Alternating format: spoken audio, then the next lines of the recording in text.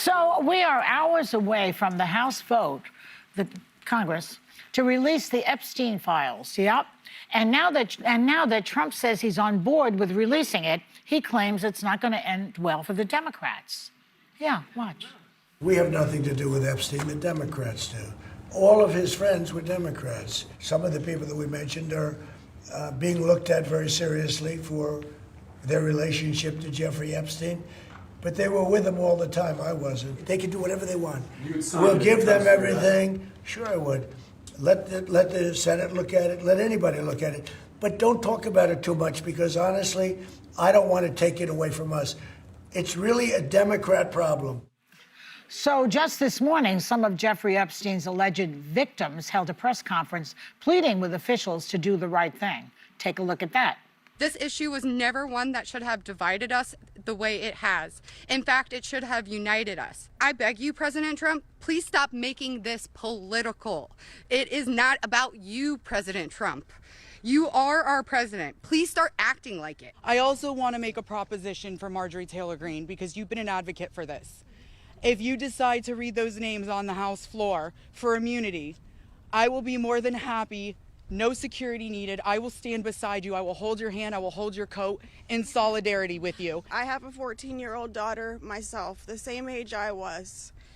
And when I look at her, I see the little girl I used to be, the one that no one protected. And I will do anything, absolutely anything, to make sure that she has to never be one of these girls standing in front of a crowd like this today.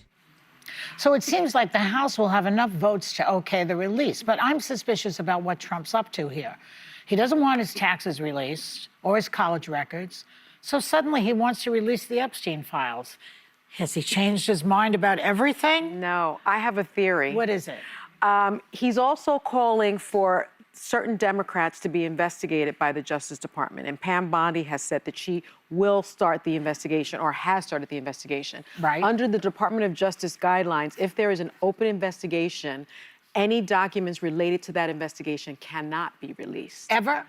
Cannot be released during the course of the investigation. And so if the House says, yes, let's release the Epstein files, if the Senate agrees to do it, even if the president signs it, there's an exception to that act, and that exception is if there's an open investigation. So that's why he's suddenly becoming so generous about opening them. I think it's possible. I think it's possible. Well, I was watching, I was watching the victims this morning as they were speaking, and what came to mind is I'm grateful of the Republicans that have stood up, the Democrats, specifically Ro Khanna and Tom Massey as men, because we've talked so much about masculinity over the last few years and what it means to really be a man in the healthiest sense of the word.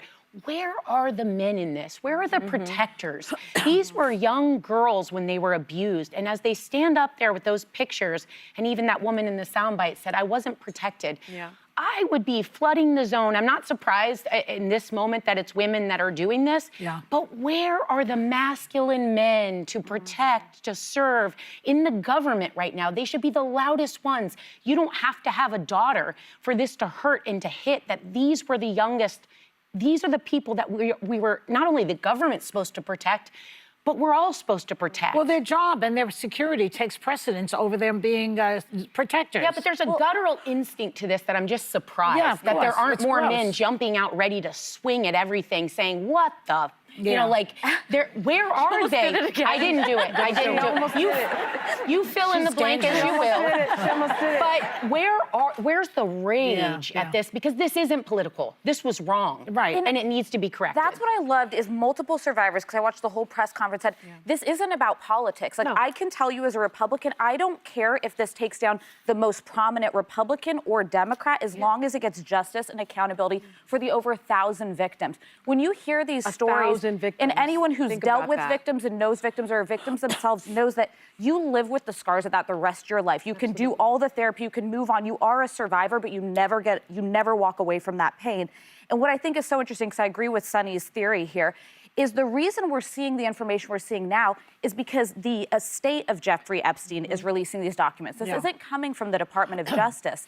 The way that Congress knew to subpoena those documents was because the survivors tipped them off and gave them that lead. Yeah. So I think the only way we ultimately get to the bottom of this vast network of powerful, politically connected people, some Democrats, some Republicans, some foreign heads of state, is if this estate continues to turn over records and Congress does not take its foot off the pedal. But if he's not on the list, if Trump is not there, why didn't he just release them a while ago? Joy, because powerful men protect powerful men. Yeah. I have said this over and over again. We have failed these victims at every single turn. This is our one last shot to get it right as a country, as a democracy, as an institution, because these victims deserve so much more. And one of the things that Trump said yesterday, at the same time that he's saying that he now wants to release everything, he's also in the same breath calling this entire Epstein thing a Democratic hoax. Stop doing that. You are hurting and belittling and undermining victims who have suffered enough already.